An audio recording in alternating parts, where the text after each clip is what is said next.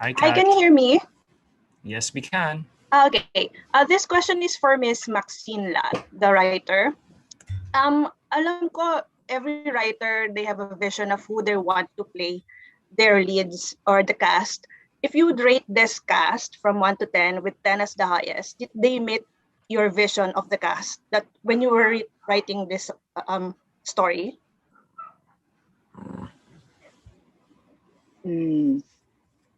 Before po kasi, wala talaga akong nai-imagine na faces ng characters ko.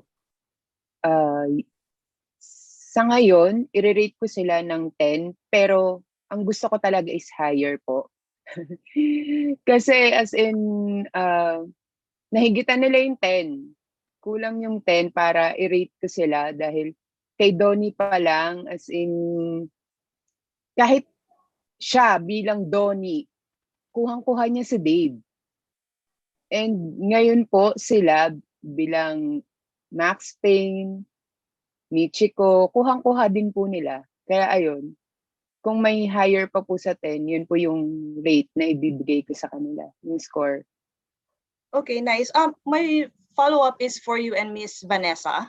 Kasi you have to work together with your story, diba? Kasi what I noticed is you refer to the 90s anime Ghost Fighter and Tagsen, if I'm not mistaken, Taguro and Sensui. So how do you make these characters relevant to the audience today, na younger, like Gen Zs? To be honest po, yun po yung isa doon sa gusto naming iparating doon sa audience. Nung sinulat ko yung He's Into Her, iba yung timeline ko, iba yung timeline ng pagsusulat ko. So, karamihan po ng audience na Gen Zs ngayon, I'm not sure kung makaka-relate sila kung masyadong magsistick si Miss Van doon sa book. Tapos, sa ngayon, so far, kilala pa rin po naman nila sila Sensui and si Taguro doon sa Ghost Fighter dahil yung karamihan din po sa readers nilalagay talaga nila yung pictures nung anime ng dalawa. Ayun po. Pero mas kilala din po kasi talaga sila bilang Dave Lore and Max Payne. Ayun po. Okay, for my last question is for Direct Chad. I heard earlier that this took 2 years to make. Did you have to redo any scenes or anything of the sort since it took that long? Yes, there were certain scenes that we had to reshoot because of the length of the shoot. Unfortunately, there are scenes na hindi na rin namin kinaya reshoot because it was a challenge that we were held to shoot 1 year in between the legs because of the pandemic. So parang mawawala po kasi yung continuity. Mapapansin niyo po yan sa series. Lalo-lalo na si Boss Donny. Pero there are scenes that we had to save because of the continuity. Ganyan. Pero there are scenes talaga that we had to let go na because of time concerns and budget concerns. Ayun po. Okay, sorry. Let me get back to Miss Vanessa Valdez. I think she didn't answer my previous question. Okay, yung pong sa Taguro and Sensui. Yes. I know that it's something that the fans love, yung term na Taguro and Sensui. So, it is used in the series, but not to the point that if you didn't see the Ghost Fighter, na hindi mo maiintindihan kung ano yon. And siguro it's good then that I didn't really watch Ghost Fighter kasi when we were writing it, I had to ask our writers, sabi ko, wait, we have to find a way that even I, who didn't watch Ghost Fighter, could understand what they're talking about. So write it in such a way that I would understand it. So may scene talaga where if you didn't watch Ghost Fighter and they talk about the names, you will understand why they're called Taguro and Sensui. So we made sure of that. Much the same way kanina po that I was explaining to Mommy Jo na yun kailangan hindi alienating yung series, kailangan we take into consideration that, di ba, parang 8 years has passed since Max first wrote the novel online, di ba? And kasi yun nga, Maxine is also of a different generation. So iba ang ano niya, iba ang pop culture references, iba yung kasi kunyari ang isa pang binibring up ni Scott lagi ng fans is yung kanta na Sometimes, kasi I think that's the theme of Dave and Max Payne. And I know they're so looking forward to it, diba? But of course, merong limitations on our end why we cannot use the song. And so we made a song, the one that Belle sings, that I hope if the fans listen to it, they will get why that is the song, why the song is the way it is, that it's actually for them. The song was written with them in mind. So yun po, we have to adjust lang to make sure na parang naiintindihan po yung show kahit na may mga references from the book that we take that might not be so easily graspable if you are of a different generation. Yun po. Okay, congratulations, guys. Looking forward to watching your series. Thank you. All right, thank you so much, Ms. Kat, for your questions. And now let's move on to our next set of questions. This is coming from John Michael Bueno from gumagcow.com. And again, I think he has some technical difficulties, so I'll be the one to ask the questions. To the stars, this film also discusses a lot about bullying. What has been the term that people use to call you where you feel bullied, and what did you do to get over it? I think this is for everyone who probably have experienced bullying when they were growing up, or being bullied rather. Who shall we start with? Meron naman sa girls. Let's start with the girls. Let's start with no volunteers again. Should I? I think I'm looking at Vivery because I feel like she's the one that would volunteer. Ano nga po ulit yung question? Sorry. So the question is here, basahin ko siya ulit. So to the stars, this film also discusses a lot about bullying. What has been the term people used to call you where you feel like you were bullied, and what did you do to help overcome that pain per se? A lot of names po talaga. Ever since nung bata pa po talaga ako, I've been bullied na because of the way I looked different back then talaga. Lalo na before showbiz, actually kahit during PBB, and nag-change na lang yung look ko nung si Big Brother dun sa PBB, parang gave me a chance to like transform myself daw, kumbaga. So maraming names it's kind of personal, but may mga iba na below the belt na and dinadami nila yung family ko. Pero that's the thing about bullying you have to rise above it, and when you overcome everything na sinasabi nila sa'yo, parang you just want to inspire others and kind of like educate others then about bullying kasi people think na they have power over you, and parang they're in control, kumbaga. Kaya need lang talaga nilang i-guide, lalo na yung mga sorry, narinig niyo ba yung aso ko? It's okay. Oh, but you're mute now. Nakamute ka yan.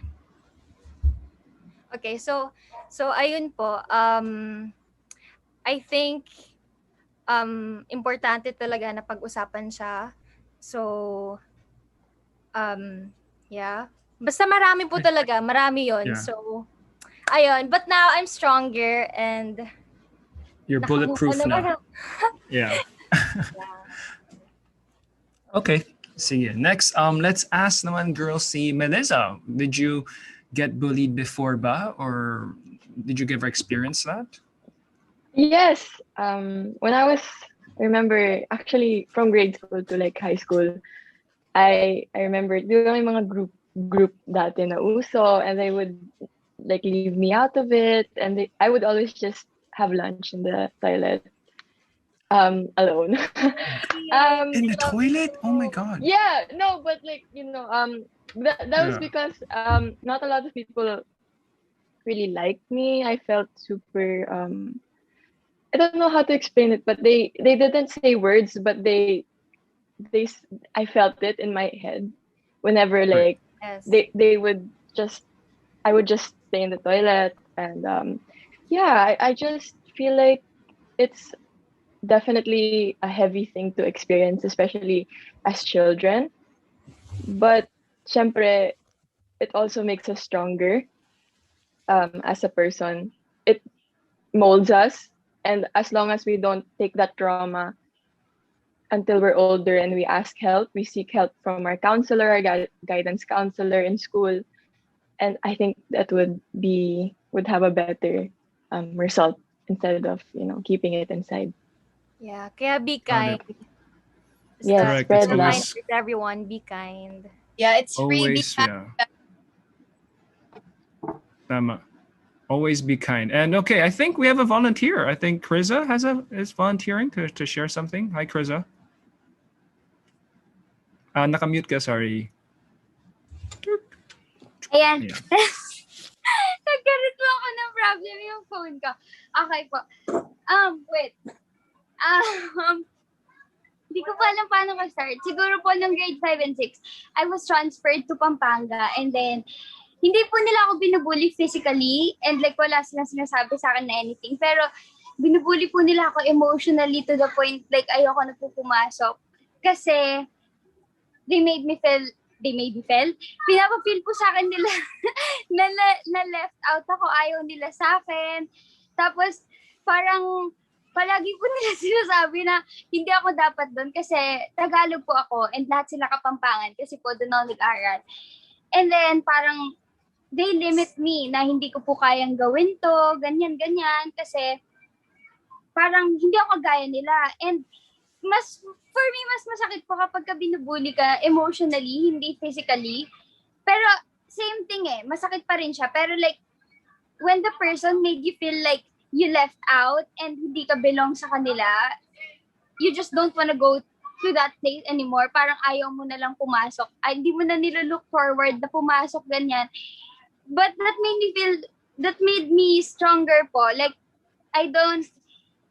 hindi ko po siya tinake na negative. Of course, nasaktan ako, pero tinake ko po siya sa dapat ko siyang tatagan. Siguro po, direct! Siguro po, nahirapan na po talaga ako. Pero masasabi ko lang po, huwag niyo po hayaan na ilimit kayo ng mga tao kung ano yung kaya niyong gawin. Like, prove them na mali sila. Yan po. Thank you, Kriza, for sharing that. It's really heartfelt talaga. Like parang sakit like to be bullied talaga. I know how that feels also. And of course now let's turn it over to the boys because I know boys also get bullied before. So sino puede kaya? Let's go with Reese. Did you have experience with that back in the States? Ako naman, back in the States, yes, meron naman. Ako lang yung Asian dyan sa Kentucky. So parang halos di nila alam na Filipino ako. So parang Asian lang yung tawag nila sa akin. Tapos madaming mga ibang sinabi nila pero hindi ako pwede sabihin dito kasi may mga bad stuff. Pero ayun. Bad words. Parang ginamit ko lang siya and then like as a motivation lang to parang just be proud of who I am lalo. And then parang ganun. And then later on in life, all of my friends na like super close friends, parang all of them super proud na nakilala sila ng isang Filipino. Ganun. As in talaga parang yung mga friends ko, they're like, uy, I have an Asian friend. As in parang proud sila. Pero Asian pa rin yung tawag nila sa akin. Hindi naman Filipino. Parang, uy, my Asian friend. Ganun pa rin. So parang medyo pa rin. But for me, it's mainly just parang sticking up for yourself but also just being proud of who you are. And no matter what anyone says, just parang stick to who you are lang. Ganun lang. Yeah. Thank you, Reese, for sharing that. And let's try to go for Maya, Jeremiah. Did you have experience din sa mga bullies? Meron. Naalala ko, nasa public school kasi ako nag-aral. So, nung grade 1 ako, nabully ako nung guy kasi tinransfer ako dun sa section na yun. Tapos, kasi puno na kasi pag sa public school, punong-puno na isang section, ita-transfer nila. So ako yung isa sa napili na transfer. Tapos nung tin-transfer ako, so ako yung bagong estudyante. So mga siguro pang ano na yun second week na ng pasukan. So parang magkakakilala na sila. Ako yung parang baguhan talaga. And then so syempre lahat ng attention na sa akin. Tapos yun nga yung guy, binuli niya ako, sabi niya, "Hoy, ang liit-liit mo, ang soft mo, ganyan." Tapos basta parang ang langki ko daw ang soft ko, ganyan-ganyan. Tapos hindi lang words talagang sinasapak niya ako, ginaganon-ganon niya ako. Tapos nakatingin lang talaga ako sa kanya. Talagang wala akong sinabi, tinignan ko lang siya talaga ng masama. Gigil na gigil ako. So kapag binabalikan ko yun, parang nagagamit ko siyang pain as a motivation. Example, kapag nagwo-workout ako, iniisip ko yun, talagang mas na-execute ko yung goal ko, yung set ko. So ginagamit ko siya as motivation. Malaki na si Maya ngayon, guys. So sa nang bully sa akin dati, hindi ko alam pangalan mo. Shout out sa iyo. Thank you. Oh.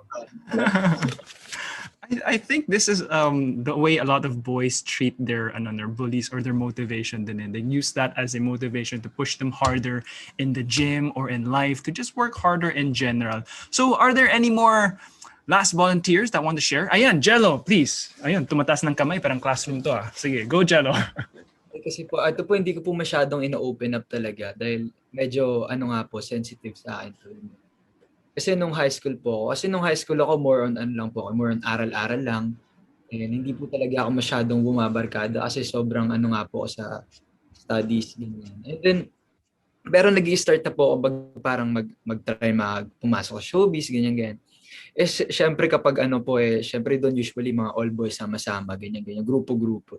Ako hindi po ako masyadong sa aral lang tapos parang nagtatry po ako sa ganito. And then, lahat po yung mga doon, naasarin ka talaga nila na parang, uy, yan yung artista. Parang dati nakakaano po, kasi hindi ka naman talaga, parang nagtatry ka lang, na parang minamak ka nila na parang, ganyan. Kunyari, lolokohin ka nila, lalapit sila lahat. Pa-picture naman, na parang nantitrip lang talaga sila. So parang ako, sabi ko, hindi, okay lang yun. Dumating nga din sa point na, ayoko nang pumasok. Sabi ko sa nanay ko, umiyak ako. Sabi ko, ma, ayoko na pumasok, ma. Sabi ko, ayoko na. Tapusin ko na lang to na nasa bahay na lang. Sabi ko.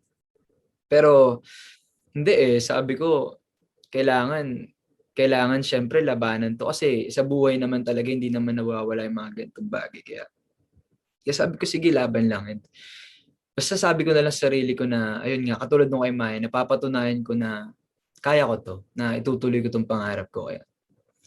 Kaya yun, nakaka-proud sa sarili na, and yun po, na-overcome yung mga ganun na bagay. Yun lang. Po. Ako naman, bro. Wow, thank you. Wow, thank you for sharing that. Go, Donny. You got something to share also? Yeah, I feel like since everyone shared naman, parang ang iniisip siguro ng iba dahil even before sa school, anak na artista, hindi naman siguro ibubullian or stuff like that. Pero there was one point in my life where I moved schools. This was before Brent, and I was the youngest in my class. And then I wasn't really tall. I was like 5'6". My growth spurt was late in life. So I was short, super thin, the youngest in class. And sometimes I really felt like, parang they just felt so much better than you. And I mean, these guys are still my friends, but I just felt like I was always being picked on. I was always the baby of the group. To a point na parang, naging sanay na ako sa yung mga sinasabi na sa akin. And tama si Maya, parang naging motivation din yun. So sa high school naman, what Melly said actually made me parang emotional a bit because there was one guy who used to really eat in the toilet or in just a faraway place, He was like kicked out of his group. And I came up to him one day and I was like, bro, why are you here? Where are your friends? And they were like, oh, they kicked me out. They don't like me. And I was like, okay, I kind of know how it feels like. Not really, but who would want to be in that position? So I told him to sit with us. And then the moment he sat with us, he became in our group. And for the next 4 years, he wasn't in our batch, but he graduated with us. He was in a group photo. He was in our Ganza, our yearbook. Kunyari, student siya, part siya ng batch namin even if he wasn't. And up to now, he's one of our closest friends. And that wouldn't have happened if someone didn't go up to him, you know. So I feel like whoever's watching right now, those stuff means so much. And yeah, I mean, it's kind of hard to talk about because just thinking about it now, if he didn't get invited, then that wouldn't have ever happened. But you know, that's I think one of the best decisions I've made. Yeah. So ayun, I feel like people go through stuff all the time, and the simplest things make the biggest difference. Right. Yeah. Thank you, Donny, for sharing that story. And it's true. Just to really wrap up what everyone said, though, grabe, like bullying is really a serious issue, especially to sa mga high school, sa middle school, sa primary school, and it's never right to bully. And sometimes, like what Donny shared, no, it's really just that one simple act of inviting someone who you feel like is left out, and that could completely change not only their life but also your own life. Like what Donny said, it became one of his closest friends. So I know for our viewers out there, I hope you guys take these as a reference point to really look back and see who are some people maybe you can reach out to, who maybe can change their life and also change your own life. So again, thank you so much, everyone, for sharing. And ayan, let's go back to the media, which is our last media question for today. Ayan, okay. Ito, mas masaya naman tayo konti. Kanina medyo malungkot tayo eh. So let's